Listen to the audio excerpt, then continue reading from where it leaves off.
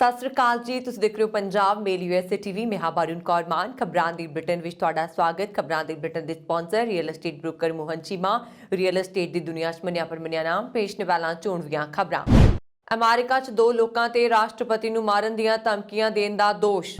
Trudeau ਨੇ ਤੋੜੀ ਚੁੱਪੀ, ਕਿਹਾ ਟਰੱਕ ਚਾਲਕ ਕਰ ਰਹੇ ਨਫ਼ਰਤ ਭਰੀ ਬਿਆਨਬਾਜ਼ੀ, ਨਹੀਂ ਕਰਾਂਗਾ ਮੁਲਾਕਾਤ। ਤਾਲਿਬਾਨ ਦੀ ਕੈਦ ਵਿੱਚ ਅਮਰੀਕੀ ਜਲ ਸੈਨਾ ਦੇ ਸਾਬਕਾ ਅਧਿਕਾਰੀ ਨੂੰ ਬਾਈਡਨ ਨੇ ਰਿਹਾ ਕਰਨ ਲਈ ਕਿਹਾ। ਅਮਰੀਕਾ 'ਚ ਯੂਨੀਵਰਸਿਟੀਆਂ ਅਤੇ ਕਾਲਜਾਂ ਨੂੰ ਬੰਬ ਨਾਲ ਉਡਾਉਣ ਦੀ ਧਮਕੀ, FBI ਨੇ ਸ਼ੁਰੂ ਕੀਤੀ ਜਾਂਚ। ਅਮਰੀਕੀ ਸੰਸਦ ਨੇ ਕੋਵਿਡ-19 ਸੰਕਟ ਨਾਲ ਨਜਿੱਠਣ ਦੇ ਵਿਸ਼ਵ ਵਿਆਪੀ ਯਤਨਾਂ ਲਈ ਭਾਰਤ ਦੀ ਕੀਤੀ ਸ਼ਲਾਘਾ। ਸ਼ਰਾਬ ਪੀ ਕੇ ਟਰੱਕ ਟਰੈਲਰ ਚਲਾਉਣ ਦੇ ਦੋਸ਼ ਹੇਠ ਕੈਨੇਡਾ 'ਚ ਪੰਜਾਬੀ 4 ਤੇ ਹੁਣ ਇਹਨਾਂ ਖਬਰਾਂ ਦਾ ਵਿਸਥਾਰ।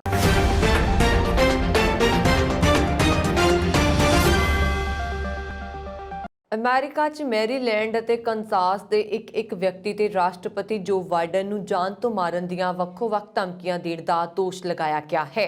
ਅਧਿਕਾਰੀਆਂ ਨੇ ਮੰਗਲਵਾਰ ਨੂੰ ਇਸ ਦੀ ਜਾਣਕਾਰੀ ਦਿੱਤੀ ਹੈ। ਮੈਰੀਲੈਂਡ ਦੇ ਰਾਇਨ ਮੈਥਿਊ ਕਲੋਨਲ ਅਤੇ ਕੰਸਾਸ ਦੇ ਸਕਾਟ ਰਾਇਨ ਮੈਰੀਮੈਨ ਨੂੰ ਪਿਛਲੇ ਹਫ਼ਤੇ ਗ੍ਰਿਫਤਾਰ ਕੀਤਾ ਗਿਆ ਸੀ।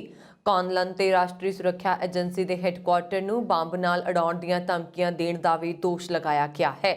ਸੰਘੀ ਅਧਿਕਾਰੀਆਂ ਨੇ ਦੱਸਿਆ ਕਿ ਮੈਰੀਮੈਨ ਨੇ ਪਿਛਲੇ ਮੰਗਲਵਾਰ ਨੂੰ ਆਪਣੇ ਗ੍ਰਹਿ ਨਗਰ ਪੁਲਿਸ ਨੂੰ ਫੋਨ ਕੀਤਾ ਅਤੇ ਕਿਹਾ ਕਿ ਉਹ ਰਾਸ਼ਟਰਪਤੀ ਨੂੰ ਮਿਲਣ ਲਈ ਵਾਸ਼ਿੰਗਟਨ DC ਜਾ ਰਿਹਾ ਹੈ। ਜਦੋਂ ਖੁਫੀਆ ਸੇਵਾ ਦੇ ਇੱਕ ਏਜੰਟ ਨੇ ਉਸ ਨੂੰ ਬੀਤੇ ਬੁੱਧਵਾਰ ਨੂੰ ਬੁਲਾਇਆ ਤਾਂ ਮੈਰੀਮੈਨ ਨੇ ਕਿਹਾ ਕਿ ਈਸ਼ਵਰ ਨੇ ਉਸ ਨੂੰ ਵਾਸ਼ਿੰਗਟਨ ਜਾ ਕੇ ਇੱਕ ਨਾਗ ਦਾ ਸਿਰ ਕੱਟਣ ਲਈ ਕਿਹਾ। ਏਜੰਟ ਨੇ ਅਦਾਲਤ ਵਿੱਚ ਦਿੱਤੇ ਹਲਫਨਾਮੇ ਵਿੱਚ ਕਿਹਾ ਕਿ ਮੈਰੀਮੈਨ ਨੇ ਇਸ ਗੱਲ ਤੋਂ ਇਨਕਾਰ ਕੀਤਾ ਕਿ ਇਹ ਨਾਗ ਅਮਰੀਕੀ ਰਾਸ਼ਟਰਪਤੀ ਹੈ। ਏਜੰਟਾਂ ਨੇ ਜਦੋਂ ਬੀਤੇ ਬੁੱਧਵਾਰ ਨੂੰ ਮੈਰੀਮੈਨ ਨੂੰ ਮੈਰੀਲੈਂਡ ਦੇ ਇੱਕ ਰੈਸਟੋਰੈਂਟ ਦੀ ਪਾਰਕਿੰਗ ਵਿੱਚ ਫੜਿਆ ਸੀ ਤਾਂ ਉਸ ਦੇ ਬੈਗ ਵਿੱਚ ਹਥਿਆਰ ਨਹੀਂ ਮਿਲੇ ਸਨ, ਪਰ ਉਸ ਵਿੱਚ ਕਾਰਤੂਸ ਰੱਖੇ ਹੋਏ ਸਨ।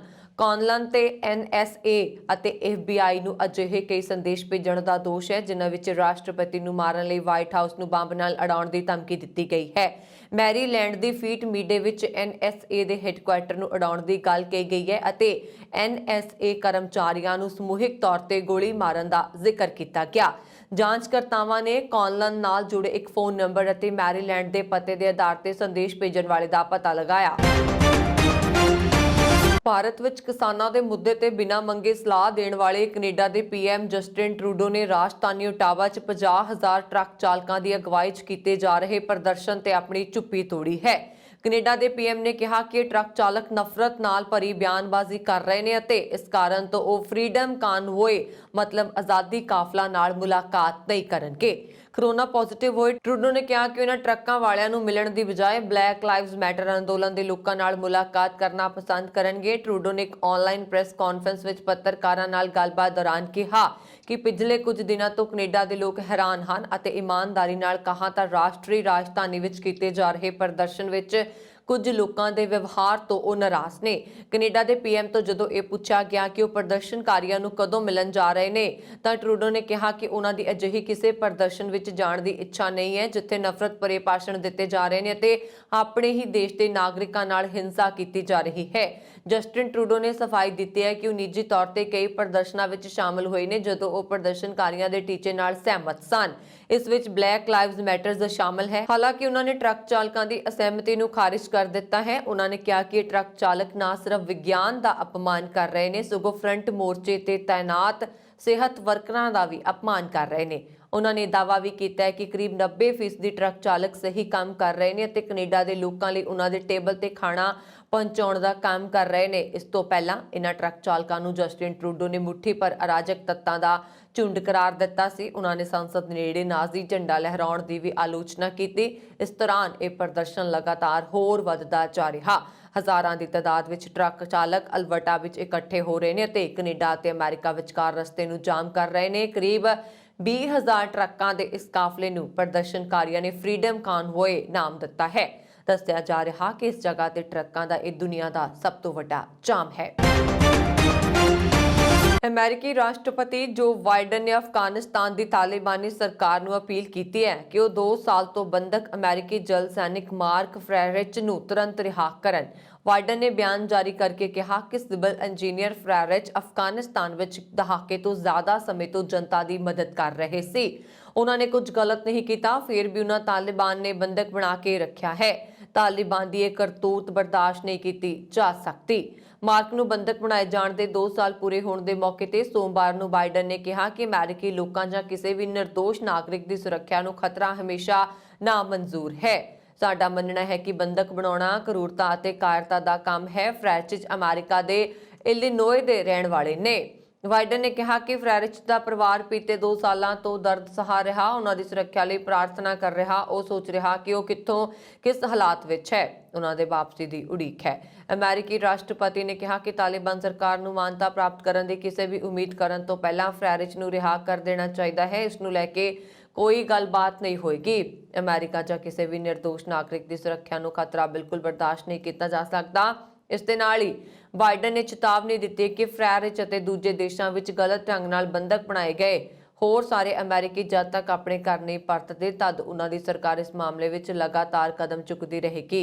ਤਾਲਿਬਾਨ ਨੇ 15 ਅਗਸਤ 2021 ਨੂੰ ਅਫਗਾਨਿਸਤਾਨ ਤੇ ਮੁੜ ਤੋਂ ਕਬਜ਼ਾ ਕਰ ਲਿਆ ਸੀ। 20 ਸਾਲ ਬਾਅਦ ਅਮਰੀਕਾ ਨੇ ਇਹ ਦੇਸ਼ ਉਸ ਦੇ ਹਵਾਲੇ ਕਰਕੇ ਆਪਣੀ ਫੌਜ ਨੂੰ ਉੱਥੋਂ ਕੱਢ ਲਿਆ। ਉਸ ਦੇ ਬਾਅਦ ਤੋਂ ਅਫਗਾਨਿਸਤਾਨ ਭਾਰੀ ਆਰਥਿਕ ਤੇ ਸੁਰੱਖਿਆ ਸੰਕਟ ਤੋਂ ਲੰਘ ਰਿਹਾ। ਅਮਰੀਕਾ ਵਿੱਚ 5 ਸੂਬਿਆਂ ਅਤੇ ਕੋਲੰਬੀਆ ਜ਼ਿਲ੍ਹੇ ਵਿੱਚ ਇਤਿਹਾਸਕ ਤੌਰ ਤੇ ਘੱਟੋ-ਘੱਟ ਅੱਧਾ ਦਰਜਨ ਬਲੈਕ ਯੂਨੀਵਰਸਿਟੀਆਂ ਤੇ ਕਾਲਜਾਂ ਨੂੰ ਬੰਬ ਨਾਲ ਉਡਾਉਣ ਦੀ ਧਮਕੀ ਦਿੱਤੀ ਗਈ ਹੈ। ਧਮਕੀ ਤੋਂ ਬਾਅਦ ਕਈ ਯੂਨੀਵਰਸਿਟੀਆਂ ਨੇ ਕੁਝ ਸਮੇਂ ਲਈ ਆਪਣੇ ਕੰਪਲੈਕਸਾਂ ਨੂੰ ਬੰਦ ਕਰ ਦਿੱਤਾ ਹੈ। ਸਕੂਲ ਦੇ ਅਧਿਕਾਰੀਆਂ ਦਾ ਕਹਿਣਾ ਹੈ ਕਿ ਕੁਝ ਧਮਕੀਆਂ ਵਿੱਚ ਸਿੱਧੇ ਤੌਰ ਤੇ ਵਿਦਿਅਕ ਇਮਾਰਤਾਂ ਨੂੰ ਨਿਸ਼ਾਨਾ ਬਣਾਉਣ ਦੀ ਗੱਲ ਕਹੀ ਹੈ। ਇਸ ਨੂੰ ਲੈ ਕੇ ਵਿਦਿਆਰਥੀਆਂ ਨੂੰ ਸਕੂਲ ਨਹੀਂ ਆਉਣ ਦੀ ਚੇਤਾਵਨੀ ਜਾਰੀ ਕੀਤੀ ਗਈ ਹੈ। ਅਮਰੀਕਾ ਦੀ ਘਰੇਲੂ ਖੁਫੀਆ ਅਤੇ ਸੁਰੱਖਿਆ ਸੇਵਾ ਸੰਘੀ ਜਾਂਚ ਬਿਊਰੋ ਦੇ ਅਟਲਾਂਟਾ ਦੇ ਬੁਲਾਰੇ ਜੈਨਾ ਸੈਲੀਟੋ ਨੇ ਆਪਣੇ ਬਿਆਨ ਵਿੱਚ ਕਿਹਾ ਕਿ ਕੁਝ ਇਤਿਹਾਸਕ ਬਲੈਕ ਯੂਨੀਵਰਸਿਟੀਆਂ ਅਤੇ ਕਾਲਜਾਂ ਨੂੰ ਬੰਬ ਨਾਲ ਉਡਾਉਣ ਦੀ ਧਮਕੀ ਦਿੱਤੀ ਗਈ ਹੈ। ਉਹਨਾਂ ਨੇ ਕਿਹਾ ਕਿ FBI ਸਾਰੇ ਸੰਭਾਵਿਤ ਖਤਰਿਆਂ ਨੂੰ ਗੰਭੀਰਤਾ ਨਾਲ ਲੈ ਰਹੀ ਹੈ। ਅਸੀਂ ਨਿਯਮਿਤ ਤੌਰ ਤੇ ਆਪਣੇ ਲਾ ਇਨਫੋਰਸਮੈਂਟ ਹਿੱਸੇਦਾਰ ਦੇ ਨਾਲ ਉਹਨਾਂ ਦੀ ਭਰੋਸੇਯੋਗਤਾ ਨੂੰ ਬਣਾਈ ਰੱਖਣ ਲਈ ਕੰਮ ਕਰ ਰਹੇ ਹਨ। ਜਾਰਜੀਆ ਵਿੱਚ ਸਥਿਤ ਅਲਬਾਨੀ ਸਟੇਟ ਯੂਨੀਵਰਸਿਟੀ ਨੇ ਸੋਸ਼ਲ ਮੀਡੀਆ ਤੇ ਵਿਦਿਆਰਥੀਆਂ ਅਤੇ ਫੈਕਲਟੀ ਨੂੰ ਚੇਤਾਵਨੀ ਦਿੱਤੀ ਹੈ ਕਿ ਅਲਬਾਨੀ ਸਟੇਟ ਯੂਨੀਵਰਸਿਟੀ ਦੇ ਵਿਦਿਅਕ ਭਵਨਾਂ ਨੂੰ ਬੰਬ ਨਾਲ ਉਡਾਉਣ ਦੀ ਧਮਕੀ ਦਿੱਤੀ ਗਈ ਹੈ। ਦੱਖਣੀ ਯੂਨੀਵਰਸਿਟੀ ਅਤੇ ਲੁਈਸਿਆਨਾ ਦੇ ਬੈਟਨ ਰੂਜ਼ ਵਿੱਚ A&M ਕਾਲਜ ਦੇ ਅਧਿਕਾਰੀਆਂ ਨੇ ਵਿਦਿਆਰਥੀਆਂ ਨੂੰ ਤਦ ਤੱਕ ਆਪਣੇ ਹੋਸਟਲ ਵਿੱਚ ਰਹਿਣ ਲਈ ਕਿਹਾ ਜਦ ਤੱਕ ਹਾਲਾਤ ਪੂਰੀ ਤਰ੍ਹਾਂ ਸਪਸ਼ਟ ਨਹੀਂ ਹੋ ਜਾਂਦੇ। ਮੈਰੀਲੈਂਡ ਸਥਿਤ ਬੌਬੀ ਸਟੇਟ ਯੂਨੀਵਰਸਿਟੀ ਵਿੱਚ ਅਧਿਕਾਰੀਆਂ ਨੇ ਸਾਰਿਆਂ ਨੂੰ ਕੰਪਲੈਕਸ ਵਿੱਚ ਤਦ ਤੱਕ ਰੁਕਣ ਲਈ ਕਿਹਾ ਜਦ ਤੱਕ ਕਿ ਧਮਕੀ ਮਾਮਲੇ ਵਿੱਚ ਜ਼ਿਆਦਾ ਜਾਣਕਾਰੀ ਮਿਲ ਨਾ ਜਾਵੇ। ਸੂਬਾਈ ਦਫ਼ਤਰ ਦੇ ਫਾਇਰ ਮਾਰਸ਼ਲ ਨੇ ਇੱਕ ਬਿਆਨ ਵਿੱਚ ਕਿਹਾ ਕਿ ਵਿਸਫੋਟਕ ਦਾ ਪਤਾ ਲਗਾਉਣ ਦੇ ਲਈ ਕੁੱਤੇ ਅਤੇ ਬੰਬ ਤਕਨੀਸ਼ੀਅਨ ਕੰਪਲੈਕਸ ਵਿੱਚ ਤੈਨਾਤ ਪੁਲਿਸ ਦੇ ਨਾਲ ਇਮਾਰਤਾਂ ਵਿੱਚ ਖੰਗਾਲਣ ਵਿੱਚ ਜੁਟੇ ਹੋਏ ਨੇ।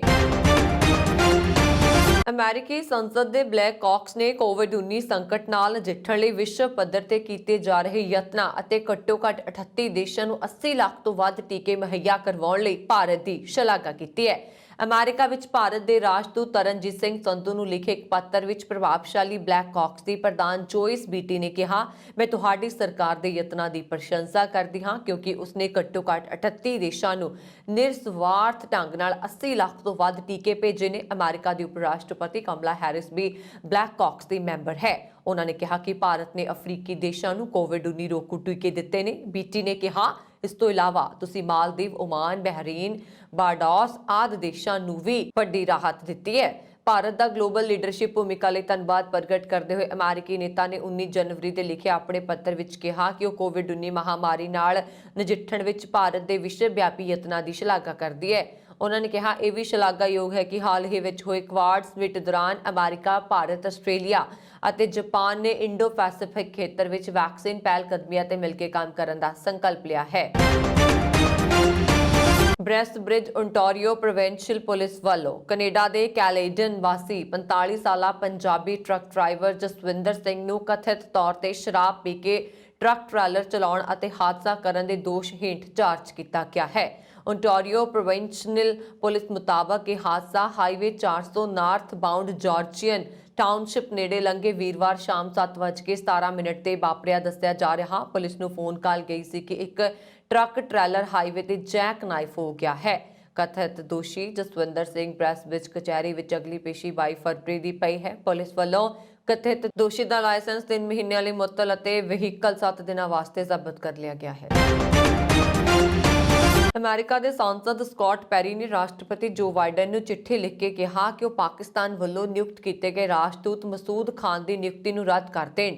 ਸਕਾਟ ਪੈਰੀ ਨੇ ਕਿਹਾ ਕਿ ਉਹ ਵਿਦੇਸ਼ ਮੰਤਰਾਲੇ ਦੇ ਉਸ ਫੈਸਲੇ ਦਾ ਸਮਰਥਨ ਕਰਦੇ ਨੇ ਜਿਸ ਦੇ ਤਹਿਤ ਮਸੂਦ ਦੀ ਨਿਯੁਕਤੀ ਨੂੰ ਰੋਕਣ ਦਾ ਫੈਸਲਾ ਕੀਤਾ ਗਿਆ, ਲੇਕਿਨ ਇਹ ਕਾਫੀ ਨਹੀਂ ਹੈ। ਮੈਂ ਮੰਤਰਾਲੇ ਨੂੰ ਅਪੀਲ ਕਰਾਂਗਾ ਕਿ ਉਹ ਪਾਕਿਸਤਾਨ ਸਰਕਾਰ ਵੱਲੋਂ ਇੱਕ ਜਿਹਾਦੀ ਨੂੰ ਅਮਰੀਕਾ ਦਾ ਰਾਜਦੂਤ ਬਣਾਉਣ ਦੀਆਂ ਕੋਸ਼ਿਸ਼ਾਂ ਨੂੰ ਨਾਕਾਮ ਕਰ ਦੇਣ।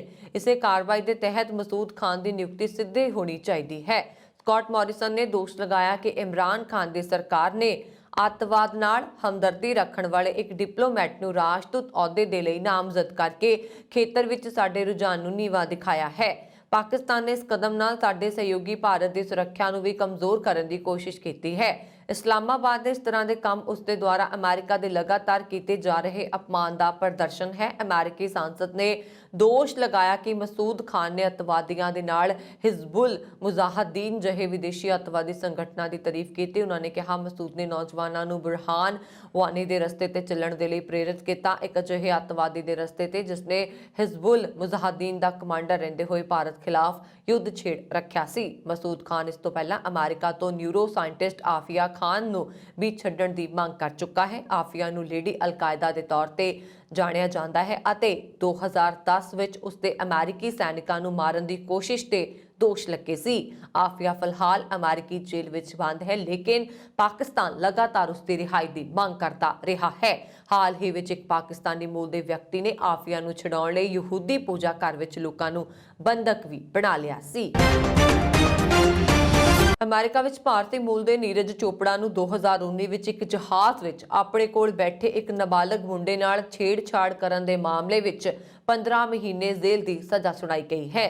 ਅਮਰੀਕੀ ਨਿਆਂ ਵਿਭਾਗ ਅਨੁਸਾਰ ਭਾਰਤੀ ਮੂਲ ਦੇ 41 ਸਾਲਾ ਵਿਅਕਤੀ ਨੂੰ ਅਦਾਲਤ ਨੇ 15 ਮਹੀਨਿਆਂ ਲਈ ਜੇਲ੍ਹ ਦੀ ਸਜ਼ਾ ਸੁਣਾਈ ਹੈ। ਉਸਨੇ ਸਾਲ 2019 ਵਿੱਚ ਜਹਾਜ਼ ਵਿੱਚ ਉਸਦੇ ਨਾਲ ਬੈਠੇ ਨਾਬਾਲਗ ਬੱਚੇ ਨਾਲ ਸਰੀਰਕ ਛੇੜਛਾੜ ਕੀਤੀ ਸੀ। ਸ਼ੁੱਕਰਵਾਰ ਨੂੰ ਅਮਰੀਕੀ ਨਿਆਂ ਵਿਭਾਗ ਦੇ ਬਿਆਨ ਅਨੁਸਾਰ ਜ਼ਿਲ੍ਹਾ ਜੱਜ ਨੈਂਸੀ ਈਬਰੇਸੇਲ ਨੇ ਮਿਨੀਪੋਲਿਸ ਵਾਸੀ ਦੋਸ਼ੀ ਨੀਰਜ ਚੋਪੜਾ ਨੂੰ ਬੋਸਟਨ ਤੋਂ ਮਿਨੀਪੋਲਿਸ ਦੀ ਉਡਾਣ ਦੌਰਾਨ ਹਵਾਈ ਜਹਾਜ਼ ਵਿੱਚ ਆਪਣੇ ਨਾਲ ਬੈਠੇ ਨਾਬਾਲਗ ਬੱਚੇ ਨਾਲ ਸਰੀਰਕ ਛੇੜਛਾੜ ਦਾ ਦੋਸ਼ੀ ਪਾਏ ਜਾਣ ਤੇ ਸਜ਼ਾ ਸੁਣਾਈ ਹੈ। ਨੀਰਜ ਚੋਪੜਾ ਨੂੰ ਪਿਛਲੇ ਸਾਲ 3 ਦਿਨ ਚੱਲੀ ਸੁਣਵਾਈ ਮਗਰੋਂ ਜੁਲਾਈ ਵਿੱਚ ਇਸ ਅਪਰਾਧ ਲਈ ਦੋਸ਼ੀ ਠਹਿਰਾਇਆ ਗਿਆ। ਅਦਾਲਤੀ ਦਸਤਾਵੇਜ਼ਾਂ ਅਨੁਸਾਰ ਨੀਰਜ ਚੋਪੜਾ ਨੇ ਜਾਣਬੁੱਝ ਕੇ 16 ਸਾਲਾ ਪੀੜਤ ਨਾਲ ਸਰੀਰਕ ਛੇੜਛਾੜ ਕੀਤੀ। ਉਹ ਅਪ੍ਰੈਲ 2019 ਚ ਬੋਸਟਨ ਤੋਂ ਮਿਨੀਪੋਲਿਸ ਲਈ ਜੈਟ ਬਲੂ ਦੀ ਉਡਾਣ ਵਿੱਚ ਉਸਦੇ ਨਾਲ ਬੈਠਾ ਸੀ। ਇਸ ਦੌਰਾਨ ਨੀਰਜ ਚੋਪੜਾ ਨੇ ਆਪਣੇ ਉੱਪਰ ਕੰਬਲ ਲੈ ਲਿਆ ਅਤੇ ਕੰਬਲ ਦੇ ਇੱਕ ਹਿੱਸੇ ਨਾਲ ਪੀੜਤ ਦੀ ਸੱਜੀ ਲੱਤ ਨੂੰ ਵੀ ਢੱਕ ਲਿਆ। ਕੈਨੇਡਾ ਦੇ ਪ੍ਰਧਾਨ ਮੰਤਰੀ ਜਸਟਿਨ ਟਰੂਡੋ ਨੇ ਸੋਮਵਾਰ ਨੂੰ ਕਿਹਾ ਕਿ ਉਹ ਕੋਰੋਨਾ ਵਾਇਰਸ ਪੋਜ਼ਿਟਿਵ ਪਾਏ ਗਏ ਨੇ, ਪਰ ਉਹ ਠੀਕ ਮਹਿਸੂਸ ਕਰ ਰਹੇ ਨੇ ਅਤੇ ਦੂਰ ਤੋਂ ਕੰਮ ਕਰਨਾ ਜਾਰੀ ਰੱਖਣਗੇ। ਉਹਨਾਂ ਨੇ ਇੱਕ ਟਵੀਟ ਵਿੱਚ ਇਹ ਜਾਣਕਾਰੀ ਦਿੱਤੀ ਹੈ ਅਤੇ ਕਿਹਾ ਕਿ ਸਾਰੇ ਲੋਕ ਕਿਰਪਾ ਕਰਕੇ ਟੀਕਾ ਲਗਵਾਉਣ। ਟਰੂਡੋ ਨੇ ਪਿਛਲੇ ਵੀਰਵਾਰ ਨੂੰ ਕਿਹਾ ਸੀ ਕਿ ਉਹ 5 ਦਿਨਾਂ ਲਈ ਇਕਾਂਤਵਾਸ ਵਿੱਚ ਜਾ ਰਹੇ ਨੇ ਕਿਉਂਕਿ ਪਿਛਲੀ ਸ਼ਾਮ ਪਤਾ ਲੱਗਾ ਹੈ ਕਿ ਉਹ ਇੱਕ ਪੋਜ਼ਿਟਿਵ ਵਿਅਕਤੀ ਦੇ ਸੰਪਰਕ ਵਿੱਚ ਆਏ ਨੇ। ਉਹਨਾਂ ਨੇ ਸ਼ੁੱਕਰਵਾਰ ਨੂੰ ਦਾ ਕੈਨੇਡੀਅਨ ਪ੍ਰੈਸ ਨੂੰ ਕਿਹਾ ਸੀ ਕਿ ਉਹ ਵਿਅਕਤੀ ਉਹਨਾਂ ਦੇ 3 ਬੱਚਿਆਂ ਵਿੱਚੋਂ ਇੱਕ ਸੀ। ਕੈਨੇਡਾ ਨੇ ਯੂਕਰੇਨ 'ਚ ਆਪਣੀ ਐਮਬੈਸੀ 'ਚੋਂ ਆਪਣੇ ਹੋਰ ਗੈਰ ਜ਼ਰੂਰੀ ਕਰਮਚਾਰੀਆਂ ਤੇ ਉਹਨਾਂ ਦੇ ਪਰਿਵਾਰਕ ਮੈਂਬਰਾਂ ਨੂੰ ਵਾਪਸ ਸੱਦਾ ਦਿੱਤਾ ਹੈ। ਵਾਪਸ ਬੁਲਾ ਰਿਹਾ ਹੈ। ਗਲੋਬਲ ਅਫੇਅਰਸ ਕੈਨੇਡਾ ਨੇ ਇਸ ਸੰਬੰਧੀ ਜਾਣਕਾਰੀ ਦਿੰਦਿਆਂ ਦੱਸਿਆ ਕਿ ਕੈਨੇਡੀਅਨ ਨਾਗਰਿਕਾਂ ਦੀ ਸੁਰੱਖਿਆ ਉਹਨਾਂ ਦੀ ਸਭ ਤੋਂ ਪਹਿਲੀ ਤਰਜੀਹ ਹੈ। ਇਸ ਨੂੰ ਮੱਦੇਨਜ਼ਰ ਰੱਖਦਿਆਂ ਕੈਨੇਡਾ ਸੁਰੱਖਿਆ ਖੇਤਰ ਸੁਧਾਰ, ਸੰਘਰਸ਼ ਪ੍ਰਬੰਧ, ਲੋਕਤਾਂਤਰਿਕ ਸੁਧਾਰ, ਕੌਂਸਲਰ ਸੇਵਾਵਾਂ ਅਤੇ ਕੂਟਨੀਤਿਕ ਜਿਹੇ ਖੇਤਰਾਂ ਵਿੱਚ ਮਹਾਰਤਾਂ ਵਾਲੇ ਅਧਿਕਾਰੀਆਂ ਨਾਲ ਯੂਕਰੇਨ 'ਚ ਕੈਨੇਡੀਅਨ ਐਮਬੈਸੀ 'ਚ ਟੀਮ ਨੂੰ ਮਜ਼ਬੂਤ ਕਰੇਗਾ। ਉਹਨਾਂ ਨੇ ਕਿਹਾ ਕਿ ਇਹ ਸਾਡੀ ਡਿਪਲੋਮੈਟਿਕ ਸਮਰੱਥਾ ਨੂੰ ਹੋਰ ਵਧਾਉਣਗੇ ਅਤੇ ਸਾਨੂੰ ਯੂਕਰੇਨ ਦੇ ਸਮਰਥਨ 'ਚ ਵਿਕਸਿਤ ਸਥਿਤੀ ਦਾ ਮੁਲਾਂਕਣ ਤੇ ਪ੍ਰਤੀਕਿਰਿਆ ਜਾਰੀ ਰੱਖਣ ਦੀ ਆਗਿਆ ਦੇਣਗੇ।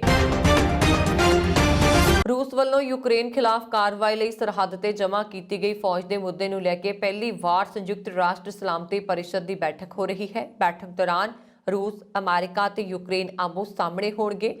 ਅਮਰੀਕੀ ਸਫੀਰ ਲਿੰਡਾ ਥਾਮਸ ਗ੍ਰੀਨਫੀਲਡ ਨੇ ਕਿਹਾ ਕਿ ਰੂਸ ਦੀ ਕਾਰਵਾਈ ਕੌਮਾਂਤਰੀ ਸ਼ਾਂਤੀ ਅਤੇ ਸੁਰੱਖਿਆ ਲਈ ਖਤਰਾ ਹੈ ਅਤੇ ਇਹ ਸੰਯੁਕਤ ਰਾਸ਼ਟਰ ਚਾਰਟਰ ਦੀ ਉਲੰਘਣਾ ਵੀ ਹੈ। ਉਹਨਾਂ ਨੇ ਕਿਹਾ ਕਿ ਸਲਾਮਤੀ ਪਰਿਸ਼ਦ ਦੇ ਮੈਂਬਰਾਂ ਨੂੰ ਤੱਥਾਂ ਦੀ ਪੜਤਾਲ ਕਰਨੀ ਚਾਹੀਦੀ ਹੈ ਅਤੇ ਇਸ ਬਾਰੇ ਵਿਚਾਰ ਕਰਨਾ ਚਾਹੀਦਾ ਹੈ। ਯੂਕਰੇਨ, ਰੂਸ ਅਤੇ ਯੂਰਪ ਲਈ ਦਾਅ ਤੇ ਕੀ ਕੁਝ ਲੱਖਾ ਹੋਇਆ ਹੈ। ਰੂਸ ਤੇ ਸੰਯੁਕਤ ਰਾਸ਼ਟਰ 'ਚ ਡਿਪਟੀ ਸਫੀਰ ਦਮਿਤਰੀ ਪੋਲਾਂਸਕੀ ਨੇ ਨਾਰਾਜ਼ਗੀ ਭਰਿਆ ਟਵੀਟ ਕਰਦਿਆਂ ਕਿਹਾ ਕਿ ਪਹਿਲਾਂ ਇਹ ਕਦੇ ਨਹੀਂ ਹੋਇਆ ਕਿ ਸਲਾਮਤੀ ਪਰਿਸ਼ਦ ਦੇ ਕਿਸੇ ਮੈਂਬਰ ਨੇ ਆਧਾਰਹੀਣ ਦੋਸ਼ਾਂ ਅਤੇ ਧਾਰਨਾਵਾਂ ਤੇ ਵਿਚਾਰ ਵਟਾਂਦਰੇ ਦੀ ਤਜਵੀਜ਼ ਦਿੱਤੀ ਹੋਵੇ। ਉੱਤਰੀ ਯੂਰਪ ਵਿੱਚ ਇਸ ਹਫ਼ਤੇ ਆਏ ਇੱਕ ਭਿਆਨਕ ਬਰਫੀਲੇ ਤੂਫਾਨ ਕਾਰਨ ਘੱਟੋ-ਘੱਟ 4 ਲੋਕਾਂ ਦੀ ਮੌਤ ਹੋ ਗਈ। ਤੂਫਾਨ ਕਾਰਨ ਕਈ ਮਕਾਨ ਅਤੇ ਕਾਰਾਂ ਨੁਕਸਾਨੀਆਂ ਗਈਆਂ।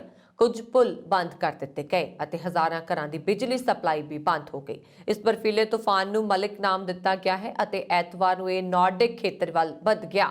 ਇਸ ਦੇ ਨਤੀਜੇ ਵਜੋਂ ਡੈਨਮਾਰਕ, ਫਿਨਲੈਂਡ, ਨਾਰਵੇ, ਸਵੀਡਨ ਵਿੱਚ ਤੇਜ਼ ਹਵਾਵਾਂ ਦੇ ਨਾਲ ਭਾਰੀ ਬਾਰਿਸ਼ ਅਤੇ ਬਰਫ਼ਬਾਰੀ ਹੋਈ। ਤੂਫਾਨ ਮਲਿਕ ਬ੍ਰਿਟੇਨ ਤੋਂ ਆਉਣ ਦੇ ਬਾਅਦ ਸ਼ਨੀਵਾਰ ਦੇਰ ਰਾਤ ਨਾਰਡਿਕ ਖੇਤਰ ਅਤੇ ਉੱਤਰੀ ਜਰਮਨੀ ਪਹੁੰਚਿਆ। ਇੱਥੇ ਇਸਨੇ ਜਾਇਦਾਦ ਅਤੇ ਆਵਾਜਾਈ ਦੇ ਸਾਧਨਾਂ ਨੂੰ ਭਾਰੀ ਨੁਕਸਾਨ ਪਹੁੰਚਾਇਆ। ਇਸ ਬਰਫੀਲੇ ਤੂਫਾਨ ਕਾਰਨ ਸਕਾਟਲੈਂਡ ਬੁਰੀ ਤਰ੍ਹਾਂ ਪ੍ਰਭਾਵਿਤ ਹੋਇਆ ਹੈ। ਬ੍ਰਿਟੇਨ ਵਿੱਚ ਤੂਫਾਨ ਕਾਰਨ ਰੁੱਖ ਡਿੱਗਣ ਨਾਲ ਉੱਤਰੀ ਹਿੱਸੇ ਵਿੱਚ ਸਥਿਤ ਸਟੈਫੋਰਡਸ਼ਾਇਰ ਵਿੱਚ 9 ਸਾਲ ਦਾ ਇੱਕ ਬੱਚਾ ਤੇ 60 ਸਾਲ ਦੀ ਇੱਕ ਮਹਿਲਾ ਦੀ ਜਾਨ ਚਲੀ ਗਈ ਹੈ। ਸਕਾਟਲੈਂਡ ਵਿੱਚ ਤੇਜ਼ ਹਵਾਵਾਂ ਦੇ ਕਾਰਨ ਟ੍ਰੈਫਿਕ ਬਾਧਿਤ ਹੋ ਗਿਆ ਹੈ ਤੇ ਹਜ਼ਾਰਾਂ ਘਰਾਂ ਦੀ ਬਿਜਲੀ ਸਪਲਾਈ ਠੱਪ ਹੋ ਗਈ ਹੈ। ਡੈਨਮਾਰਕ ਵਿੱਚ ਤੂਫਾਨ ਕਾਰਨ ਭਾਰੀ ਬਾਰਿਸ਼ ਹੋਈ ਹੈ ਤੇ ਸ਼ਨੀਵਾਰ ਨੂੰ ਕਈ ਪੁਲਾਂ ਨੂੰ ਅਸਥਾਈ ਤੌਰ ਤੇ ਬੰਦ ਕਰ ਦਿੱਤਾ ਗਿਆ। ਇੱਥੇ ਤੇਜ਼ ਹਵਾਵਾਂ ਕਾਰਨ 78 ਸਾਲਾ ਇੱਕ ਬਜ਼ੁਰਗ ਮਹਿਲਾ ਡਿੱਗ ਕੇ ਜ਼ਖਮੀ ਹੋ ਗਈ ਅਤੇ ਉਸ ਦੀ ਮੌਤ ਹੋ ਗਈ। ਜਰਮਨੀ ਵਿੱਚ ਤੂਫਾਨ ਕਾਰਨ ਇੱਕ ਬਿਲਬੋਰਡ ਡਿੱਗਣ ਨਾਲ ਇੱਕ ਵਿਅਕਤੀ ਦੀ ਜਾਨ ਚਲੀ ਗਈ। ਅਰੁਣਾਚਲ ਪ੍ਰਦੇਸ਼ ਦੇ ਨੌਜਵਾਨ ਮਿਰਾਮ ਤਾਰੌਨ ਨੂੰ ਕੁਝ ਦਿਨ ਪਹਿਲਾਂ ਚੀਨ ਦੀ ਫੌਜ ਨੇ ਬਾਰਡਰ ਤੋਂ ਅਗਵਾ ਕਰ ਲਿਆ ਸੀ, ਜਿਸ ਤੋਂ ਬਾਅਦ ਉਸ ਨੂੰ ਭਾਰਤ ਨੂੰ ਸੌਂਪਣ ਤੋਂ ਪਹਿਲਾਂ 8 ਦਿਨਾਂ ਤੱਕ ਤਸੀਹੇ ਦਿੱਤੇ ਗਏ। ਇਸ ਗੱਲ ਦਾ ਖੁਲਾਸਾ ਖੁਦ ਮਿਰਾਮ ਦੇ ਪਿਤਾ ਨੇ ਕੀਤਾ। ਇੱਕ ਅੰਗਰੇਜ਼ੀ ਅਖਬਾਰ ਦੀ ਰਿਪੋਰਟ ਮੁਤਾਬਕ ਮਿਰਾਮ ਦੇ ਪਿਤਾ ਉਪੰਗ ਤਾਰੌਨ ਨੇ ਦੱਸਿਆ ਕਿ ਮੇਰਾ ਬੇਟਾ ਮਾਨਸਿਕ ਤੌਰ ਤੇ ਇੰਨਾ ਟੁੱਟ ਚੁੱਕਾ ਹੈ ਕਿ ਉਹ ਕਿਸੇ ਨਾਲ ਗੱਲਬਾਤ ਨਹੀਂ ਕਰ ਪਾ ਰਿਹਾ। ਉਪੰਗ ਤਾਰੌਨ ਨੂੰ ਕਿਹਾ ਹੈ ਕਿ ਮੇਰੇ ਬੇਟੇ ਨੂੰ ਚੀਨ ਦੀ ਫੌਜ ਪੈਰ ਅਤੇ ਅੱਖਾਂ ਤੇ ਕੱਪੜਾ ਬੰਨ੍ਹ ਕੇ 209 ਘੰਟੇ ਤੱਕ ਤਸੀਹੇ ਦਿੰਦੀ ਰਹੀ। ਉਸ ਨੂੰ ਬਿਜਲੀ ਦੇ ਝਟਕੇ ਦਿੱਤੇ ਗਏ ਅਤੇ ਬੇਰਹਿਮੀ ਨਾਲ ਉਸ ਦੀ ਕੁੱਟਮਾਰ ਕੀਤੀ ਗਈ। ਮਿਰਾਮ ਨੇ ਮੈਨੂੰ ਦੱਸਿਆ ਕਿ ਉਸ ਨੂੰ ਭਾਰਤ ਅਤੇ ਚੀਨ ਦੀ ਸਰਹੱਦ ਜਿੱਥੇ ਕੋਈ ਨਹੀਂ ਹੁੰਦਾ ਕੋਲ ਫੜ ਲਿਆ ਗਿਆ ਸੀ। ਇਸ ਤੋਂ ਬਾਅਦ ਉਸ ਨੂੰ ਅੱਖਾਂ ਤੇ ਪੱਟੇ ਬੰਨ੍ਹ ਕੇ ਇੱਕ ਕੈਂਪ ਵਿੱਚ ਲਿਜਾਇਆ ਗਿਆ। ਮਿਰਾਮ ਦਾ ਅੰਦਾਜ਼ਾ ਹੈ ਕਿ ਉਹ ਜਗ੍ਹਾ ਸਰਹੱਦ ਤੋਂ ਕਰੀਬ 1 ਕਿਲੋਮੀਟਰ ਦੂਰ ਹੋਏਗੀ। ਉਹਨਾਂ ਨੇ ਕਿਹਾ ਕਿ ਮਿਰਾਮ ਨੂੰ 27 ਜਨਵਰੀ ਨੂੰ ਅਰੁਣਾਚਲ ਦੇ ਅੰਜ਼ਾਓ ਜ਼ਿਲ੍ਹੇ ਵਿੱਚ ਸਾਡੀ ਸੈਨਾ ਨੂੰ ਸੌਂਪੇ ਜਾਣ ਤੋਂ ਕੁਝ ਮਿੰਟ ਪਹਿਲਾਂ ਤੱਕ ਪਰੇਸ਼ਾਨ ਕੀਤਾ ਜਾਂਦਾ ਰਿਹਾ। ਉਸ ਨੂੰ ਤਦ ਤੱਕ ਅੱਖਾਂ ਤੇ ਪੱਟੀ ਬੰਨ੍ਹ ਕੇ ਰੱਖਿਆ ਗਿਆ। ਉਪੰਗ ਮੁਤਾਬਕ ਮਿਰਾਮ ਦੇ ਹੱਥ ਪੈਰ ਅਤੇ ਅੱਖਾਂ ਦੀ ਪੱਟੀ ਸਿਰਫ ਉਸ ਸਮੇਂ ਹਟਾਈ ਗਈ ਜਦੋਂ ਖਾਣ ਦਾ ਸਮਾਂ ਹੋਵੇ ਜਾਂ ਟਾਇਲਟ ਜਾਣਾ ਹੋਵੇ।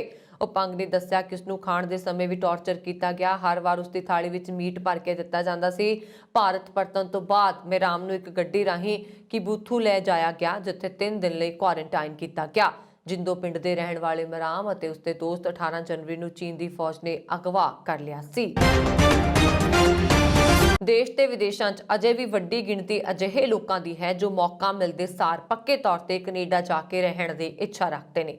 ਵਰਲਡ ਐਜੂਕੇਸ਼ਨ ਸਰਵਿਸਿਜ਼ ਵੱਲੋਂ ਜਨਤਕ ਕੀਤੇ ਤਾਜ਼ਾ ਸਰਵੇ ਅਨੁਸਾਰ ਵੱਖ-ਵੱਖ ਦੇਸ਼ਾਂ 'ਚ 13,000 ਤੋਂ ਵੱਧ ਲੋਕਾਂ ਦੀ ਰਾਏ ਲਈ ਗਈ ਤਾਂ 93% ਤੋਂ ਵੱਧ ਲੋਕਾਂ ਨੇ ਕਿਹਾ ਕਿ ਕੈਨੇਡਾ ਰਹਿਣ ਅਤੇ ਮਾਨਣ ਪੱਖੋਂ ਉਹਨਾਂ ਦੀ ਪਸੰਦ ਦਾ ਦੇਸ਼ ਹੈ। ਇਹ ਵੀ ਕਿਹਾ ਗਿਆ ਹੈ ਕਿ ਕੋਵਿਡ ਦੀ ਚੱਲ ਰਹੀ ਮਹਾਮਾਰੀ ਦੌਰਾਨ ਵੀ ਕੈਨੇਡਾ ਪ੍ਰਤੀ ਲੋਕਾਂ ਦੀ ਖਿੱਚ ਘਟੀ ਨਹੀਂ ਹੈ, ਸਗੋਂ ਇਸ ਦੇ ਉਲਟ ਕੈਨੇਡਾ ਜਾਣ ਲਈ ਪਹਿਲਾਂ ਦੇ ਮੁਕਾਬਲੇ ਵੱਧ ਲੋਕ ਉਤਸ਼ਾਹਿਤ ਹੋ ਰਹੇ ਨੇ। ਵਰਲਡ ਐਜੂਕੇਸ਼ਨ ਸਰਵਿਸਿਜ਼ ਕੈਨੇਡਾ ਦੇ ਇਮੀਗ੍ਰੇਸ਼ਨ ਮੰਤਰਾਲੇ ਦਾ ਮਾਨਤਾ ਪ੍ਰਾਪਤ ਅਦਾਰਾ ਹੈ ਜੋ ਵਿਦੇਸ਼ਾਂ 'ਚ ਪੜ੍ਹੇ ਹੋਏ ਲੋਕਾਂ ਦੀਆਂ ਡਿਗਰੀਆਂ ਅਤੇ ਡਿਪਲੋਮਿਆਂ ਨੂੰ ਕੈਨੇਡਾ ਦੀ ਸਿੱਖਿਆ ਦੇ ਅਨੁਸਾਰ ਮਾਨਤਾ ਦੇਣ ਦਾ ਕੰਮ ਕਰਦਾ ਹੈ। ਪਤਾ ਲੱਗਾ ਹੈ ਕਿ 2020 ਅਤੇ 2021 ਦੌਰਾਨ ਕੀਤੇ ਗਏ 2 ਵੱਖ-ਵੱਖ ਸਰਵੇਖਣਾਂ ਦੇ ਮੁਲਾਂਕਣ ਤੋਂ ਜਾਣਕਾਰੀ ਮਿਲਦੀ ਹੈ ਕਿ ਵਿਦੇਸ਼ਾਂ ਵਿੱਚ ਲੋਕਾਂ ਦੇ ਮਨਾਂ ਵਿੱਚ ਕੈਨੇਡਾ ਪ੍ਰਤੀ ਉਤਸ਼ਾਹ ਵਧਿਆ ਹੈ। ਜਿੱਥੇ 2020 ਵਿੱਚ 94% ਲੋਕਾਂ ਨੇ ਮੰਨਿਆ ਸੀ ਕਿ ਮਹਾਮਾਰੀ ਦਾ ਉਹਨਾਂ ਦੀ ਕੈਨੇਡਾ ਜਾ ਕੇ ਵਸਣ ਦੀ ਇੱਛਾ ਉੱਪਰ ਅਸਰ ਨਹੀਂ ਹੈ, ਉੱਥੇ 2021 ਦੌਰਾਨ ਇਹ ਗਿਣਤੀ ਵੱਧ ਕੇ 93% ਹੋ ਗਈ। ਇਹ ਵੀ ਕਿ ਪਹਿਲਾਂ ਦੇ ਮੁਕਾਬਲੇ 2021 ਵਿੱਚ ਵਧੇਰੇ ਲੋਕਾਂ ਨੂੰ ਇਹ ਵੀ ਲੱਗਿਆ ਕਿ ਕੈਨੇਡਾ ਵਿੱਚ ਜਾ ਕੇ ਨੌਕਰੀ ਲੱਭਣ ਦੀ ਪਰੇਸ਼ਾਨੀ ਨਹੀਂ ਆਏਗੀ। ਕਮਾਲ ਦੀ ਗੱਲ ਇਹ ਵੀ ਹੈ ਕਿ ਵਿਦੇਸ਼ਾਂ ਵਿੱਚ ਰਹਿੰਦੇ ਲੋਕ ਕੈਨੇਡਾ ਦੀ ਸਰਕਾਰ ਦੇ ਕੰਮ ਕਰਨ ਦੇ ਤਰੀਕੇ ਤੋਂ ਸੰਤੁਸ਼ਟ ਨੇ ਅਤੇ ਦੇਸ਼ ਵਿੱਚ ਉਪਲਬਧ ਸਿਹਤ ਸਹੂਲਤਾਂ ਸਦਕਾ ਕੈਨੇਡਾ ਵਿੱਚ ਆਪਣਾ ਜੀਵਨ ਸਥਾਪਿਤ ਕਰਨ ਨੂੰ ਪਹਿਲ ਦੇਣਾ ਚਾਹੁੰਦੇ ਨੇ। ਸਰਵੇ ਅਨੁਸਾਰ ਸਿਰਫ 22% ਲੋਕਾਂ ਨੇ ਕੈਨੇਡਾ ਦੀ ਬਜਾਏ ਕਿਸੇ ਹੋਰ ਦੇਸ਼ ਵਿੱਚ ਜਾ ਕੇ ਰਹਿਣ ਦੀ ਗੱਲ ਆਖੀ ਹੈ। ਆਪਣੇ ਦੇਸ਼ ਵਿੱਚ ਹਰ ਪੱਖੋਂ ਸਥਾਪਿਤ ਲੋਕਾਂ ਦਾ ਵੀ ਮੰਨਣਾ ਹੈ ਕਿ ਜੇਕਰ ਉਹਨਾਂ ਨੂੰ ਆਪਣੇ ਦੇਸ਼ ਵਿੱਚ ਆਰਥਿਕ ਅਸਥਿਰਤਾ ਦਾ ਸਾਹਮਣਾ ਕਰਨਾ ਪਵੇ ਤਾਂ ਉਹ ਕੈਨੇਡਾ ਵਿੱਚ ਜਾ ਕੇ ਰਹਿਣ ਨੂੰ ਪਹਿਲ ਦੇਣਗੇ। 74% ਲੋਕ ਇਹ ਵੀ ਮੰਨਦੇ ਨੇ ਕਿ ਕੈਨੇਡਾ ਦੇ ਸੰਭਾਵੀ ਅਸਥਿਰ ਆਰਥਿਕ ਹਾਲਾਤ ਵੀ ਉਹਨਾਂ ਦੇ ਉੱਥੇ ਜਾ ਕੇ ਰਹਿਣ ਦੇ ਇਰਾਦੇ ਨੂੰ ਬਦਲ ਨਹੀਂ ਸਕਣਗੇ।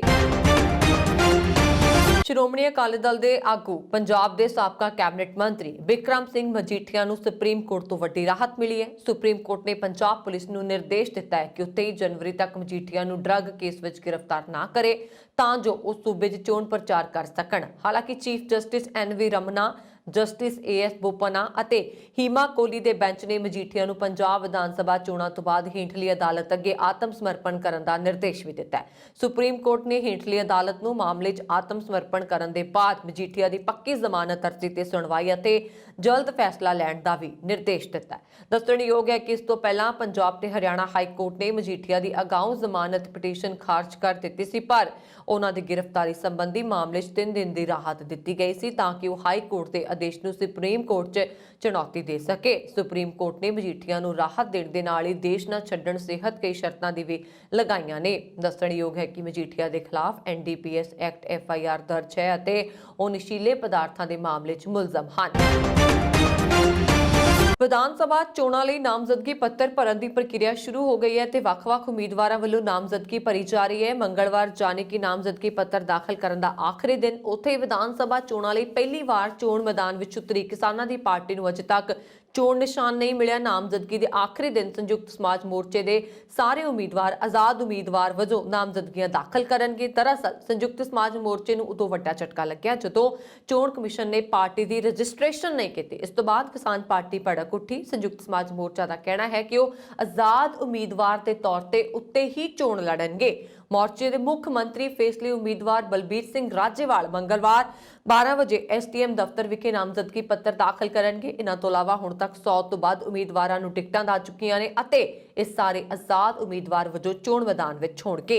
ਇਸ ਤੋਂ ਪਹਿਲਾਂ ਇਹ ਵਿਚਾਰ ਕੀਤਾ ਜਾ ਰਿਹਾ ਕਿ ਸੰਯੁਕਤ ਸਮਾਜ ਮੋਰਚੇ ਦੇ ਉਮੀਦਵਾਰ ਆਪਣੀ ਭਾਈਵਾਲ ਪਾਰਟੀ ਸੰਯੁਕਤ ਸੰਘਰਸ਼ ਮੋਰਚੇ ਦੇ ਕੱਪ ਪਲੇਟ ਤੇ ਚੋਣ ਨਿਸ਼ਾਨ ਤੇ ਚੋਣ ਲੜ ਸਕਦੇ ਨੇ, ਪਰ ਇਸ ਤੇ ਸਹਿਮਤੀ ਨਹੀਂ ਬਣ ਸਕੀ। ਹੁਣ ਇਹ ਫੈਸਲਾ ਕੀਤਾ ਗਿਆ ਹੈ ਕਿ ਸਾਰੇ ਆਜ਼ਾਦ ਉਮੀਦਵਾਰ ਵਜੋਂ ਨਾਮਜ਼ਦਗੀ ਪੱਤਰ ਦਾਖਲ ਕਰਨਗੇ। ਕਿਹਾ ਜਾ ਰਿਹਾ ਕਿ ਬਲਬੀਰ ਸਿੰਘ ਰਾਜੇਵਾਲ ਨਹੀਂ ਚਾਹੁੰਦੇ ਕਿ ਉਹ ਕਿਸਾਨ ਆਗੂ ਗੁਰਨਾਮ ਸਿੰਘ ਚੜੂਨੀ ਦੇ ਸੰਯੁਕਤ ਸੰਘਰਸ਼ ਮੋਰਚੇ ਦੇ ਚੋਣ ਨਿਸ਼ਾਨ ਤੇ ਚੋਣ ਲੜਨ। ਅਜਿਹੀ ਸਥਿਤੀ ਵਿੱਚ ਪੰਜਾਬ ਦੇ ਕਿਸਾਨ ਸਿੱਧੇ ਤੌਰ ਤੇ ਹਰਿਆਣਾ ਦੇ ਆਗੂ ਦੇ ਅਧੀਨ ਹੋ ਜਾਣਗੇ।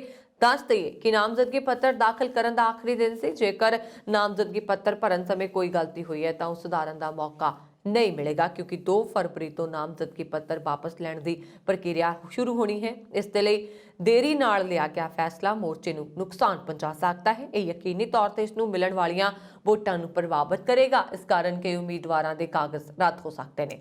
ਇਹ ਸਨ ਹੁਣ ਤੱਕ ਦੀਆਂ ਖਬਰਾਂ। ਮੈਨੂੰ ਵਰੁਣ ਕੌਰ ਮਾਨੂ ਦੀ ਵਾਕਿਆ। ਹੋਰ ਖਬਰਾਂ ਦੇ ਲਈ ਸਾਡਾ YouTube ਚੈਨਲ ਪੰਜਾਬ ਮੇਲ USA TV ਜ਼ਰੂਰ ਸਬਸਕ੍ਰਾਈਬ ਕਰੋ। ਸਤਿ ਸ਼੍ਰੀ ਅਕਾਲ।